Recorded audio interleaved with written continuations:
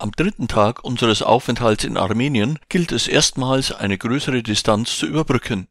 Von Jerewan aus geht es über eine Entfernung von knapp 300 Kilometern in den Südosten des Landes nach Goris, den idealen Ausgangspunkt für die Erkundung des südlichen Berglandes am folgenden Tag. Unterwegs gibt es noch zwei herausragende Sehenswürdigkeiten zu bestaunen, nämlich das Kloster Chor Virab in größtmöglicher Nähe zum Ararat sowie das wundervoll in die Landschaft eingebettete Kloster Norawank. Nachdem wir die Hauptstadt über die einzige Autobahn Armeniens in Richtung Süden verlassen haben, zweigen wir bald in Richtung des nur noch 20 Kilometer entfernten, unübersehbaren Bergkolosses Ararat ab. Vor der attraktiven Kulisse des Klosters Chor Virab wird es Zeit für ein Erinnerungsfoto mit dem 5137 Meter hohen Berg, der heute noch als nationales Symbol der Armenier gilt, auch wenn er seit 1915 hinter einer streng bewachten Grenze auf dem Staatsgebiet der Türkei liegt. Einem Mythos nach soll die Arche Noah hier gelandet sein. Wenig später betreten wir das im 17. Jahrhundert erbaute Kloster Chor Virab, das eine enorme Bedeutung für die Entstehung des Christentums in Armenien besitzt. Chor Virab lässt sich mit tiefer Kerker übersetzen, denn die vielbesuchte St. Georgskapelle wurde genau über der Stelle gebaut, an der König Trdat III. Der Legende zufolge Gregor den Erleuchter in ein Verlies sperrte, um ihn vom christlichen Glauben abzubringen. Viele Pilger lassen sich trotz der räumlichen Enge den Abstieg in die Zelle, wo wir wegen des starken Andrangers auf externes Material zurückgreifen, nicht nehmen. Da die Folter Gregor nicht beugen konnte und dieser den König von einer Hautkrankheit heilte, erhob der König das Christentum zur Staatsreligion und machte Armenien somit zum ersten christlichen Land der Welt. Im Zentrum der Klosteranlage befindet sich die schöne Muttergotteskirche aus dem 17. Jahrhundert.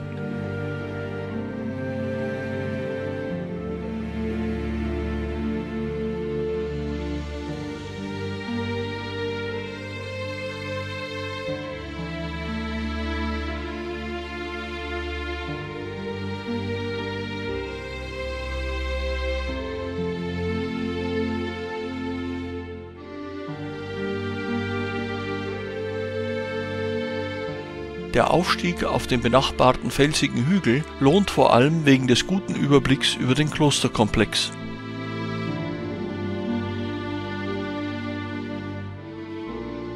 Nochmals genießen wir den Ausblick auf den Ararat, dem man nirgendwo in Armenien näher kommen kann. Die nun folgende Fahrstrecke erweist sich wegen des abwechslungsreichen Landschaftsbildes niemals als langweilig.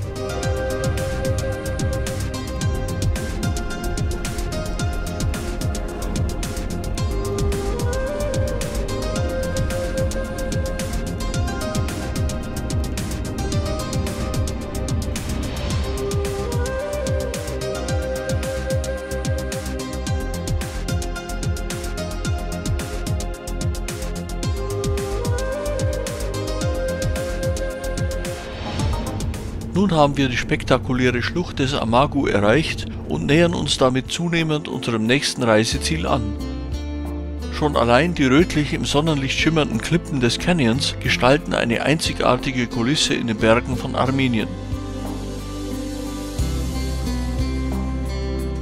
Höhepunkt am Ende der Schlucht ist das sich majestätisch erhebende Kloster Novarank, das unter etlichen in Traumlage gebauten armenischen Bergklöstern sicherlich eines der schönsten ist. Nachdem der ursprüngliche Bau aus dem 9. Jahrhundert durch ein Erdbeben zerstört wurde, gestaltete der Architekt Momik im 13. Jahrhundert ein außergewöhnliches Meisterwerk der sakralen Architektur. Die Bilder mögen hierbei für sich sprechen.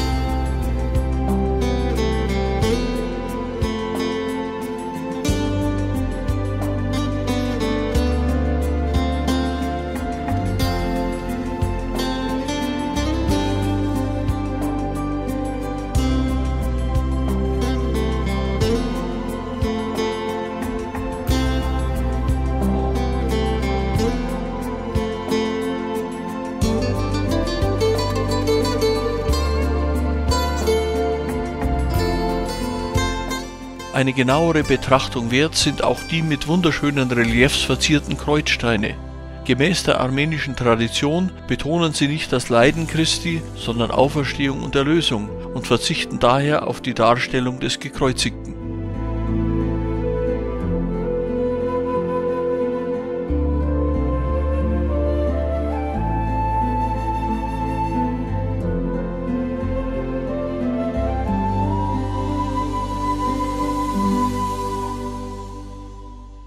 Noch ein letztes Mal blicken wir über die fantastische Feldlandschaft, bevor wir die steil abfallende Schlucht wieder in Richtung Tal verlassen.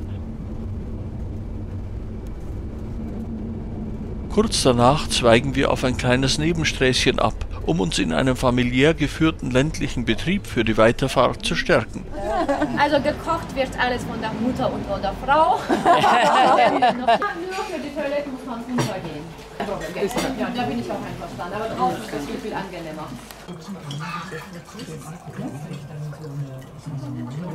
Alles ist hier auf Selbstversorgung abgestimmt und selbst der Wein stammt aus eigenem Anbau.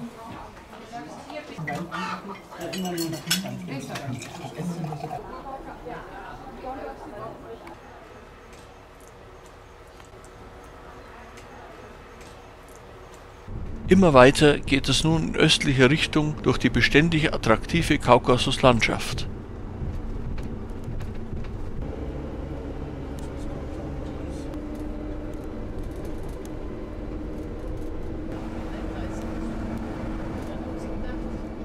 Nun haben wir ein steppenartiges Hochplateau erreicht, auf dem eine weitere Überraschung auf uns wartet. Über 200 Megalithe aus Basalt, die teilweise in Kreisform aufgestellt sind, haben der Wissenschaft seit jeher Rätsel aufgegeben. Die populärste Theorie geht davon aus, dass es sich hierbei um ein prähistorisches Sonnen-, Mond- und Sternobservatorium handelt. In einigen der Steine befinden sich rätselhafte Löcher, von denen mehrere auf den Punkt am Horizont gerichtet sind, an dem die Sonne am Mitsommertag aufgeht.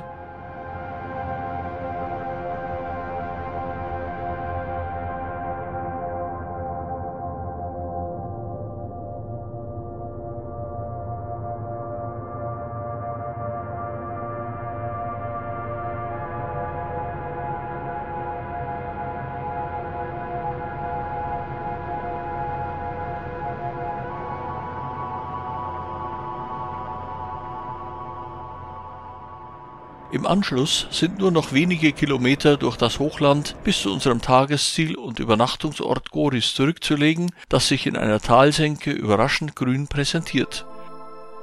Ein schön gelegenes, familiär geführtes Hotel verschafft uns mit seiner anheimelnden Gartenanlage einen entspannten Tagesausklang.